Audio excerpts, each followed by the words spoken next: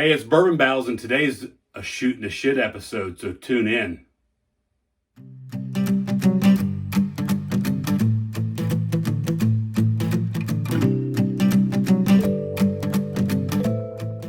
Hey everyone, welcome to Bourbon Battles. I'm Joe. I'm Chad. Yes. What's that all about, bud? What all about? You just have to watch the final product and see. Did you pay attention? Did you watch the last video? I did. Right, then you would know. Hey, today, we haven't done this in a long time, but we're going to do an episode called Shooting the Shit. You remember doing that a long time ago? About last week? The last one we did was the Heaven Hill Strike. That we called Shooting the Shit. I don't think that's right. Do you think we should wrestle and the winner gets to say what's right? Yes. Should we keep the camera rolling? Mm-hmm. Okay. So today, if you guys watch a lot of YouTube channels besides Bourbon Battles, and I think some of you probably watch other things, you will see, or you have heard through podcasts and different media outlets, that Belle Meade is, there's been a lot of rumors out there. So the rumor 6 weeks ago, whatever it was, that this was going to be distillery only. And then last week, every reputable podcast said this is discontinued and it's gone forever. Well, today, I have a question. Let's hear it. Where's our other camera? We scrapped that damn idea. That was way too much work. Oh, that was awesome. It was. Almost Hollywood-like. Hey, Chad and I are going to shoot the shit and tell you about Belle Meade and what we learned today from our interview with the people at Belle Meade. But in the meantime, we got to have something to sip on. So we're going to go through these one at a time and kind of talk about it. You just want a little, right? Yeah, we're just going to do a little. Now. Which one is that? Well, we're going to talk about it. This is their Belle Meade Classic at 90.4 proof. You just say when, bud. You want that much? Take that one. So we're going to go through it. They have multiple different types of bourbon. They have their classic. They have their reserve, which is a cask strength, and several different finishes. We're going to do the sherry finish. They have cognac and honey barrel and all kinds of stuff. But we'll go through these, shoot the shit with you, tell you what we've learned, and we're going to taste all three of these. I'm not going to lie. I don't know anything about it. Any of it. Right. So we're going to learn. So I kind of got the notion I like Belle Meade because there's a winery in Tennessee called Belle Meade. And my wife and I have been going there for 10 plus years. And it kind of got us interested. Belle Meade whiskey is actually a part of the Nelson Greenbrier distillery out of Nashville, Tennessee. However, this is just labeled bourbon on the bottle. This is MGP. All the Belle Meade products are MGP. And all of them? All of them. It's just regular and cask strength and then finished stuff, so it's all the same juice. So instead of driving to Nashville, why don't you just drive to Lawrenceport? Because they don't sell it there, knucklehead. You go down there. Have you been there? I have not. You can't just go down there and buy whatever you want. You can't go buy some Smooth Ambler. Every time I hear of Smooth Ambler, it reminds me of you. Remember when they used to call you Smooth Rambler? No. Yeah, bud. I don't remember That's not true? Not that I'm aware of. So I've always had a liking to this. We're going to tell you a little bit about it. Just to start to sum it up, they are not discontinuing Belle Meade. That has been reported by every major media outlet in the bourbon world last week. Those are all false. So you heard it here first, guys. Bourbon Battles. They bring you the most up-to-date news on Facebook, Twitter, TikToks, and Instagram. Is it TikToks with an S? Huh. Yeah. So, as we get into this, what do you think of the classic? Just a plain old 90 proof bourbon. And it tastes like a plain old 90 proof bourbon. Classic bourbon, would you say? For the most part, yeah. I think it's about 4 years old, if I'm not mistaken. If I'm wrong, correct me and put it in the comments. But I think it's 4-year-old. Do you like it? Is it good? It's not bad. Yeah. So it is not discontinued. We'll get into a little bit more about what's going on as we talk through this. But, what I always thought was funny, I'm going to read a little bit from my page down here. You see, there's very little burn on that. Yeah, it's good whiskey. We've had this on the show one time. I don't remember who we battled against, but you see the two horses there? You can see them up there. Uh-oh. So there's two horses, and they're doing knucks. That's what Matt over at ADHD says. Horsies give knucks. Look, that's what they're doing. Like this, you know, when you It knucks. sure doesn't look like it to me. Well, take it up with him, not me, bud. I stole that from him. So there's 2 horses on here, and I think it's really cool to talk about because Belle Meade Mansion, where the winery is, I don't know how these tie back to each other, but they do in some fashion. That's where they kept horses.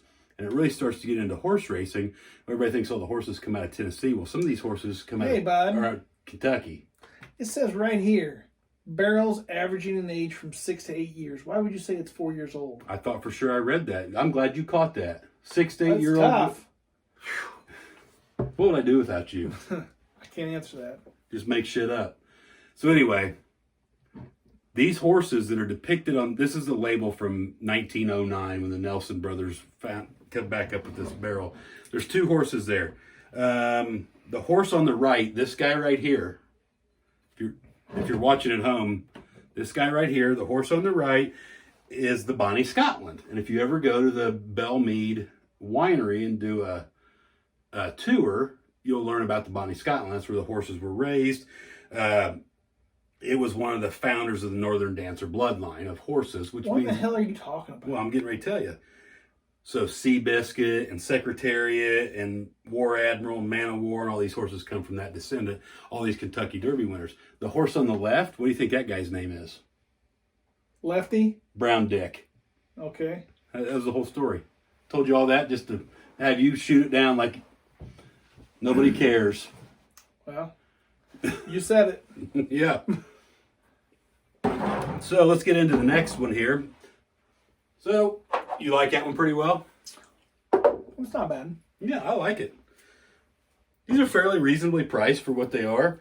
Now we're going to move right into the reserve. Are they going away? We're going to talk to this. Yeah, they're going away. This is 108.3 proof. This is a reserve. I guess it doesn't say cask strength, but I was under the impression that's what it is. Is it 4 years old? No, dummy. It's 6 to 8 years old. I don't know. I'm seeing. You're the one that told me. Well, that's what the other bottle said. I don't know about this one. It's because I don't have my glasses on. Where did you see it? I don't see it on that one. Yeah. Anyway, let's talk about this one next. So this is 108 point whatever proof. So what they're doing with these whiskeys is you will still be able to buy them in Tennessee at the gift shop. Go down to Tennessee, go to the gift shop, you can buy that. You can buy their honey barrel releases when they come out. You can buy the sherry cask. You can buy the cognac cask finish. Their honey barrel is supposedly one of the most sought after whiskeys there is, and it's almost impossible to get a bottle. Pretty tasty, classic bourbon, good proof, no burn.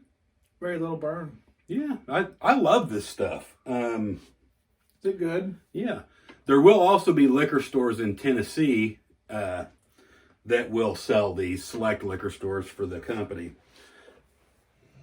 Now, as we move along here, we'll tell you the rest of the story. I really like that. And hey, thanks to Stephanie down at Nelson Greenbrier Distillery for having a conversation with me today and explaining all this to me. No, that was good. That was nice of her to do because she didn't have to. I agree 100%. If you called me, I guarantee you I won it. That's why I didn't call you. So, you ready? Oh, yeah, you're ready. Yeah. So what they're going to do is... What are you doing? What are you pouring another one for? Oh, it's the same one. What would I do without you? Struggle immensely. You got that right, Ace. So what they're going to do is the Nelson brothers from Nelson Greenbrier Distillery are going to come out on a national level with a new... What do you think I need all that for? Because I don't need all of it. Are going to come out with a new bourbon that's going to hit the markets nationally wherever the Belle Meade did, and they're going to call it Nelson Brothers. Now, from my understanding with talking to the fine folks down there at the distillery, they're going to work. They've worked on the mash bill a little bit from the Belle Meade, and they think they've made a better product, and they're going to bottle it with the family name on it. So it's pretty close. It will be MGP as well. Hasn't hit Indiana yet. It has hit select places in Tennessee. I'll be down there Friday, and I'll probably pick up a bottle to the So I distillery. have a question. Let's hear it, bud. What is the point of buying whiskey from a distillery who isn't distilling the whiskey? Well, if it tastes good, I think that's the point to drink it. I think there's a ton of stuff that's not made by it's just so normal anymore. Don't you agree? No. You don't think it's normal? I guarantee it's not normal. It might be the Accepted? norm, Yeah, but well, it's not normal. That's what it is.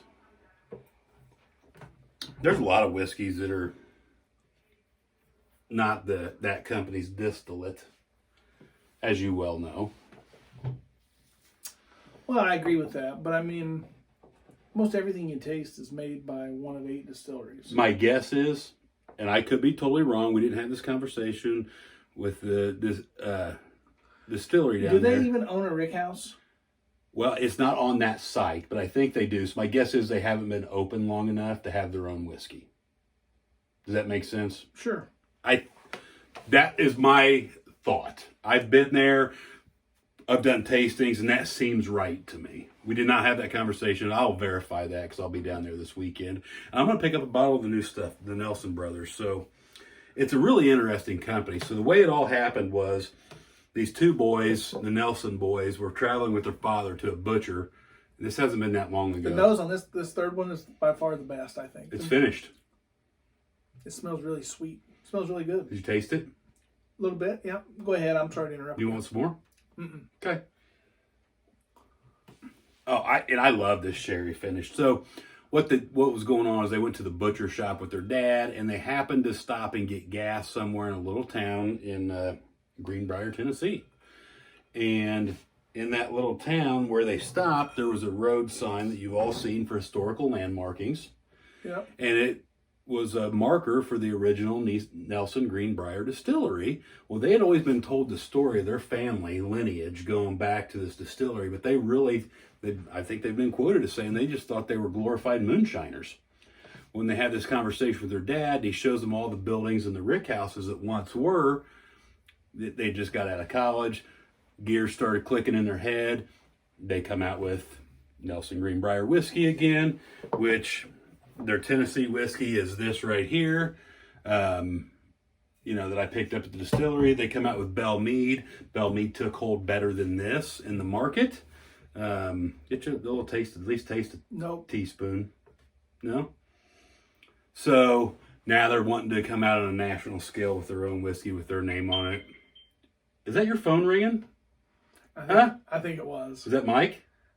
I don't think so. I thought we had this all worked out where that quit happening. For the most part, we do.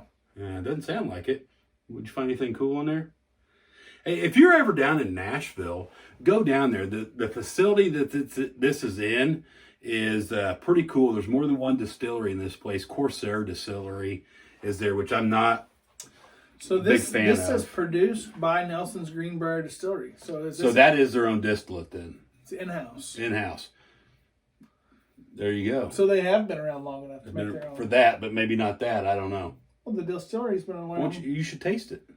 But I mean, the distillery's been around long enough to make this. I was incorrect. So I would think they would have been around long enough to make Belle Meade too. That's just saying. Or they just like to buy it and they've got a great product that people love. Yeah. Which I think, and Chad and I have this conversation often, what's going on, there's a ton of MGP out there that people love. Yeah, they're the biggest whiskey producer on the planet. Yeah, I think. Maybe Jack Daniels might be bigger, but... Yeah, there's no doubt that they make a lot of stuff. They make a lot of stuff that tastes good. Mm-hmm. But with Luxco buying them, or them buying Luxco, is more accurate. What's going to happen moving forward? I don't know if they bought Luxco or they just bought Lux Row. I think they might have just bought Lux Row. But I don't know that 100%. Yeah, so there's some stuff going on there that could change everything that's going on. But anyway, if you're in Indiana like we are, or anywhere but Tennessee, the Belle Meade stuff, once it's off the shelf, it's off the shelf. They're not going to ship anymore. That third one, what was the third one? Sherry finished. Pretty tasty. Pretty tasty. They've got a cognac that's really good as well. Cognac finished. I like finished whiskeys a lot of times. That's just another one that hasn't been opened. Okay. One of the same. So I really like that stuff from time to time, and I really like this one. You may see this in a blind come up. It's now a unicorn in Indiana once they're gone, right? You got to drive to Tennessee to pick up a bottle. I'm lucky. I go to Nashville, Tennessee 5 or 6 times a year, so I can get them. So you can just bring a case back. We don't have to worry about it. No, just bring back what you need. Do you know anybody that would trade me like a case of that for maybe? Don't you have a guy that can get Eagle Rare 17 or Heaven Hill Green Label or Sazerac? Do you think he would do some horse trading? Literally, horsey trading. Right. You think you could ask? Yeah, I'll ask. Thank you. Because I'd be willing to. I'd really like to have one of those Eagle Rares. So would I. I listened to a really interesting podcast. I have to forward it to you on the Eagle Rare and where it comes from, and all it is watered down George T. Stagg. I'd like to try it. So, hey, if you're watching this and you can get us a bottle of 17 because you're buddies with somebody that can get it, hey, we'd love to have some. So, do you have anything else to say about Belle Meade? Would you buy? Is it a buy for you? Would you like to have a bottle of that? Probably not. I mean, I'm not opposed to it, but I probably wouldn't go out and try to find a bottle to buy it. But you drink it if you come over and that's what we were pouring, you'd be content with it. Yeah, I'm not going to say no to it. Yeah, it's good. I like it. I'm fond of the brand just because, you know, Is it a good story? Well, it's not even so much a story. I always like to talk about, I think there's certain whiskeys that remind you of certain things. Kind of like a song, right? There's songs like, remind you of something that happened, right? Mm-hmm. Like you probably could think of a song in your head right now that would put you in the back seat of a 1971 Cutlass Supreme going through Camp Atterbury on gravel roads at 118 miles an hour sideways, right? That I had blasting through the speakers. So there's always that stuff, or being at Catch the Big One, or whatever the stuff you did. I think whiskey can be much the same thing. And this reminds me of going to hang out with my wife in Tennessee. I always enjoyed fast food Fridays. See, there's something, there's all kinds of stuff that reminds you of different things. But yeah, I mean, you know, Blanton's will always be special to me because my dad had a bottle of Blanton's and that was a big deal to try. So whiskey can be those things like your favorite song that takes you back in time. And this is one of those for me. You're partial to horsies. It's all right. Do you think that's what it is? Mm-hmm. Just anything subconsciously, you just don't realize it. Just horsies just really do it for me in whiskey. You think that's why I like them Woodford bottles? Woodford bottles so Absolutely. much? Look, there's horsies racing on there. Right. Maybe that's why I get those. Hey, this is what's fun, right? What's it called? Knuckin'? Nucks. Like, Nucks. Look, watch, go like this. Nucks. And horses are doing nucks. And thank you so much. Hopefully Matt from ADHD watches this. Matt, let us know if you saw this. But you have to tag me in something because I don't watch all your videos. I'm just kidding. Because Matt's hilarious. Do you watch that guy? Nope. Oh, you should. You guys should too. He's funny stuff. But he talks about nucks. And he did some videos on Belle Meade and how good it is that are interesting to see. I would think since a horse doesn't have individual fingers, it would be hard to do nucks. They just have one big nuck. Duh. I'm sorry for not knowing that. I mean, come on. I didn't come up with it. I can't take credit for it. Hey, if you guys have any of this left, have your friends come over and taste it, just like Chad and I just did. You never had any of these other than the classic in a video, right? Mm-hmm. I think, did we not taste this one? I'd have to go back and look. We drank one of them. I tasted this one. I think it was the reserve. You'd certainly probably not had the finished. I have not. So, hey. I thought it was the best one myself. Oh, I do too. I think they're all solid. I think for somebody getting into bourbon, the plain old, where did it go? Oh. Elijah Craig Small Batch? Well, that'd be good too. But I think this would be good for somebody getting into whiskey. Fairly new. It's a lower proof, not quite 80, but easy to drink, tasty. These are great whiskeys. Grab them before they're gone. You got anything else to add? Are they already started selling them on the secondary market? I haven't seen them yet. They will. So if you guys can find one of these at $300 or less, you better buy it. I think you could. I got some for sale for less, just a tad under. Yeah, check them out. Check out Belle Meade's website too. It's a really kind of a cool story. It's in downtown Nashville. It is. It's in the building where American Pickers used to be. There's a really good coffee shop there. There's another distillery there that I've been to called Corsair that has peated whiskey. You like peated whiskey, don't you? No. It's awful. No offense if you like peated whiskey. No offense to Corsair. It's probably great, but I'm not a peated whiskey guy.